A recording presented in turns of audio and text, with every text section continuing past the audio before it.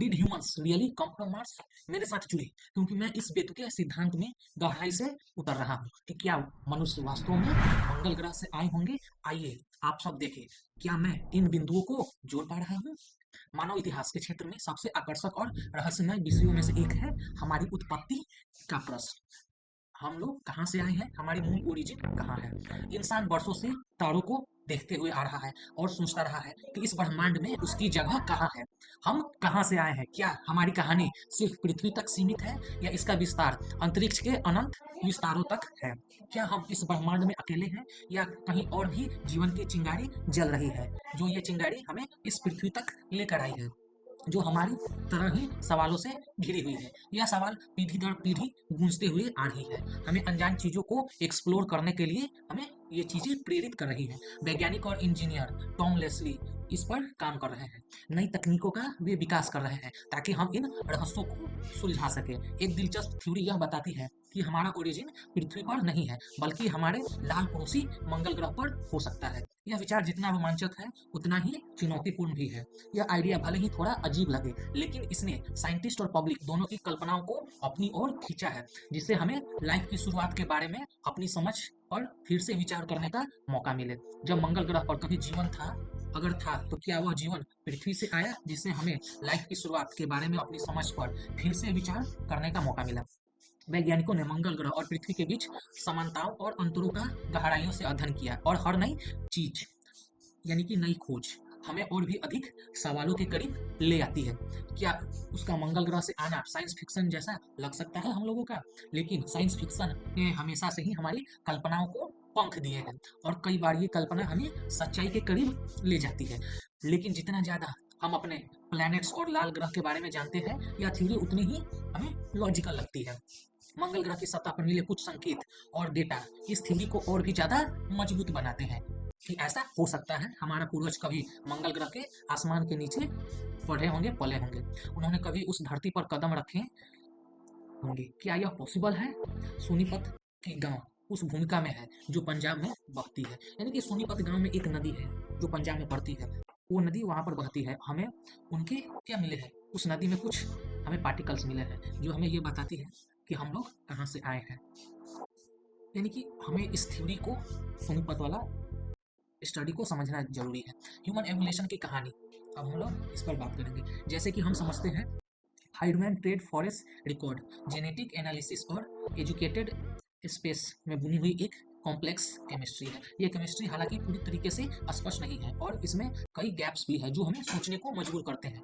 हमारे जो अस्तित्व है वो लाखों साल पहले स्पेस से आए होंगे, हमारे कॉमन एंड सिस्टम तक उन्होंने एलियंस ट्रेस किए होंगे। यह एक लंबी और जटिल यात्रा उन एलियंस के लिए हुई होगी, जिससे कई थॉट्स और कई विचार उन्हें मिले होंगे जो हमारे वर्तमान रूप तक लेकर आए होंगे।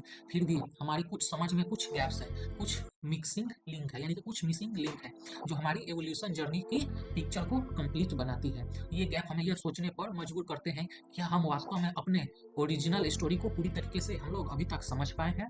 इन्हीं गैप्स में मार्शल ऑर्जन की पॉसिबिलिटी को जगह मिलती है, यानी कि मार्स को जगह मिलती है हमारी ओरिजिन को समझने में। क्या यह संभव है कि हमारे जो पूर्वज है किसी और ग्रह से आकर पृथ्वी पर जीवन की शुरुआत किए हैं? यह एक इंटरेस्टिंग सवाल है जो हमारे ओरिजिन के बारे में और गहराई से सोचने को मजबूर करता है। फॉसिल रिकॉर्ड इस वैल्यूएबल होने के बावजूद इनका रीडिंग इनकम्प्लीट है, यानी कि जो हमारे सेंटर्स, यानी कि जो हमारे पूर्वज का कंकाल मिल रहा है, उनकी जो रीडिंग मिल रही है वो काफ़ी हमारी जो एवोल्यूशन से काफ़ी ज़्यादा एडवांस लग रही है। यह हमें केवल उस सेगमेंट को दिखाता है जो समय के साथ प्रिजर्व करके रह गए हैं, जबकि कई अन्य पीसेज हमेशा के लिए खो गए हैं। फॉरेंसिक के प्रोफेसर भी ये बात को मानते हैं कि प्रिजर्व करने के लिए स्पेसीज से कम स्ट्रॉस की आवश्यकता होती है। यह प्रोसेस केवल कुछ ही कंडीशन में होता है, जिससे फॉसिल रिकॉर्ड में कई गैप रह जाते हैं। कई स्पेसीज बिना कोई निशान छोड़े ही एडजस्ट करती रही होगी और उनकी कहानियां टाइम के साथ खो गई। यह हमें यह सोचने को मजबूर करता है कि हमारे पास जो परफॉर्मेंस है वो कितना कंप्लीट है। यह कंप्लीट नेम अल्टरनेट थ्योरी की ओर हमें एक जगह छोड़ती है, जिससे यह पॉसिबिलिटी भी शामिल है कि जो हमारे एलियन सिस्टम है वो कहीं और विकसित हुए और बाद में पृथ्वी पर आ गए। यह थ्योरी हमें हमारी ओरिजिन के बारे में नई पॉसिबिलिटी को जन्म देती है। इसके अलावा ह्यूमन एवोल्यूशन में अप्लाई कैन सिस्टम से मॉडर्न ह्यूमन तक एक ग्रो आप लोगों को देखते हुए मिला होगा कि पहले हम लोग वैरायटी कुछ और था, लेकिन हम लोग इवॉल्व होते होते आज हम लोग इस प्रकार के ह्यूमन बन गए हैं। यह एक व्यू हमें एक सिंपल फाइट वर्जन दिखाता है कि कैसे हम लोग अपने अस्तित्व बचाने के लिए इस पृथ्वी के अन्य जीवों से लड़े होंगे, जबकि वास्तविकता में यह जर्नी कहीं और अधिक कॉम्प्लेक्स हो सकती है। हाल ही के खोज में एक नया फैमिली स्पीसीज की खोज हुई है जो हमें सुझाव देती है कि कुछ अलग ही सिस्टम है जो हमें यहाँ तक लेकर आया है। यह डिस्कवरी हमें यह सोचने को मजबूर करती है कि हमारी एवोल्यूशन हिस्ट्री कितनी हो चुकी है। यह इंटीग्रेटेड हिस्ट्री चीज़ों को कॉम्प्लेक्स करती है, जिससे उस जेट मूवमेंट का पिन पॉइंट करना मुश्किल हो जाता है। जब ह्यूमन हमें यह सोचने पर मजबूर करता है कि हमारी अंडरस्टैंडिंग कितनी लिमिटेड थी।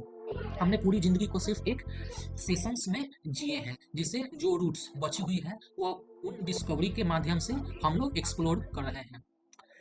अब चलते हैं जो हमारी ओरिजिन का जो सिस्टम टेस्ट हुआ है उसके बारे में हम लोग जानते हैं। अभी भी बहुत सी चीज़ों को जानना बाकी है। आज मंगल एक ठंडा सूखा रेगिस्तान है जहाँ पर बहुत ही मुश्किल कंडीशन है जीवन के लिए। किसी भी प्रकार की लाइफ के लिए इन हाउस यानी कि इन मंगल ग्रह के वातावरण को झेल पाना मुश्किल है। इसकी सरफेस लाइफ के लिए इन हाउस पर एक टेबल लगाती है, लेकिन क्या आप जानते हैं यह मंगल ग्रह हमेशा से ऐसा नहीं था। हालांकि बढ़ते एविडेंस से पता चला है कि हमेशा मंगल ग्रह पर ऐसा नहीं था। वैज्ञानिकों ने मार्स के पास्ट के बारे में कई महत्वपूर्ण डिस्कवरीज की है। अरबों साल पहले मंगल ग्रह एक ज्यादा वार्म और हीटर प्लेनेट था, जिससे विशाल ओशियंस, रेगिस्तान, जमीन और लाइफ के लिए सूटेबल कंडीशन वहां पर रही होगी। वैज्ञानिकों का मानना है कि उस समय मार्स की सरफेस पर पानी फ्लो करता था और यह प्लैनेट्स लाइफ के लिए एक आइडियल एनवायरनमेंट प्रदान करता था। क्या ऐसा हो सकता है कि लाइफ या शायद हमारी अपने सिस्टम इस अर्ली मार्स से पैदा हुए होंगे? यह सवाल आज भी वैज्ञानिकों के लिए एक रहस्य बना हुआ है। मार्स पर कई मिशंस ने इसके वाटर पास्ट के बारे में हमें बहुत ही गहराई से क्लू यानी कि सबूत दिए हैं। इन मिशंस ने हमें मार्स की हिस्ट्री के बारे में और अधिक जानने में मदद की। सूखे हुए रिवर बेड, इस लेक बेसिन और हाइड्रोथर्मल एक्टिविटी के एडवांस ने हमें कुछ सबूत दिए हैं जो हमें ये इशारा करते हैं कि यहाँ पर पानी कभी फ्लो करता था। यह पानी जो लाइफ के लिए क्या है एक अहम हिस्सा है, सरफेस पर आज गायब हो गया है। लेकिन ऐसा माना जाता है कि मार्स साइंस यानी कि मार्स के जो फॉसिल के नीचे अभी भी कुछ मार्स के जीव प्रिजर्व हो सकते हैं। वैज्ञानिकों का मानना है कि मार्स के सरफेस के नीचे अभी भी पानी के 62 रिजर्व हो सकते हैं, जो फ्यूचर मिशंस के लिए एक महत्वपूर्ण रिसोर्स साबित हो सकते हैं। मार्स के कंडीशन भले ही पृथ्वी से अलग है, कॉम्प्लेक्स है और अनऑर्गेनाइज्ड है, लेकिन जो लाइफ बिल्डिंग बॉक्स है वो अभी भी मार्स पर मौजूद है। पानी की प्रेजेंस, एनर्जी का सोर्स और कहीं और भी केमिकल उसके सरफेस के नीचे मौजूद हो सकते हैं। अगर मार्स पर लाइफ हुई तो लॉजिक है ये पहले की सोच से ज़्यादा हम लोगों का एडवांस होगा। जो मार्स पर अगर लाइफ के सबूत मिलते हैं, वैज्ञानिक कोई अवशेष खोजते हैं, तो ये वहाँ की लाइफ हम लोगों की लाइफ से काफ़ी एडवांस रही होगी। कुछ वैज्ञानिकों का मानना है कि माइक्रो ऑर्गन है ना, वो लाइफ का सिंपल वहाँ पर अभी भी मौजूद है। इससे यह दिलचस्प पॉसिबिलिटी पैदा हो जाती है कि पृथ्वी पर लाइफ की ओरिजिन कहीं और से नहीं बल्कि ये हमारे पड़ोसी मंगल से आई होगी। अब हम लोगों को यह प्रश्न पूछा जाना चाहिए, अगर यह सिद्ध हो जाता है कि वास्तव में मार्स पर एक सिस्टम रहा होगा, तो ये हमारे सौरमंडल में वेस्ट डिस्ट्रीब्यूशन के बारे में ये लोग समझ रखते होंगे। यह हमें यह भी सिखाता है कि बारिश कितनी हो सकती है और ये कहाँ तक पहुंच सकती है। मार्स की एनवायरनमेंट हमें प्लैनेट्स के पास्ट और उसके आने वाले हमारे फ्यूचर में किस प्रकार सहायक हो सकती है, ये हमें मदद कर सकती है। नासा के क्यूरियोसिटी रोवर मार्स सरफेस को दिलचस्प रूप से एक्सप्लोर कर रहे हैं, डाटा को एनालाइज कर रहे हैं और लाल ग्रह के बारे में हमारी समझ को रिवैल्यूएशन करके हमारे पास भेज रहे हैं। क्यूरियोसिटी के फाउंडर्स ने मार्स के वाटर पास और इसके लाइफ को हार्बर करने के लिए एक पॉजिटिव सपोर्ट सिस्टम वहां पर भेजा गया है, जो क्यूरियोसिटी रोवर की मदद करेगा उसको और ज़्यादा एक्सप्लोर करने के लिए।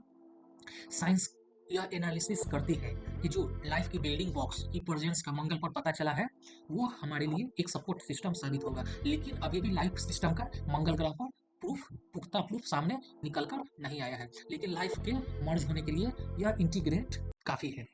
रोवर ने मार्स एटमॉस्फेयर में मीथेन का भी पता लगाया है, एक गैस जो बायोलॉजिकल प्रोसेस होने से बनती है। हालांकि इस मीथेन के सोर्स का अभी भी पता नहीं चला है। इसके प्रेजेंस पास्ट या प्रेजेंट लाइफ और मार्स की पॉसिबिलिटी में एक और लेयर ऑफ इंटरेस्ट हमें जोड़ सकते हैं। क्यूरियोसिटी की डिस्कवरी ने यह दर्ज करके बताया है कि वहाँ पर लाइफ की पॉसिबिलिटी और ह्यूमन के मार्स से ओरिजिन होने की प्रेजेंटेशन के बारे में एक डिटेल जानकारी देते हुए आ रही है।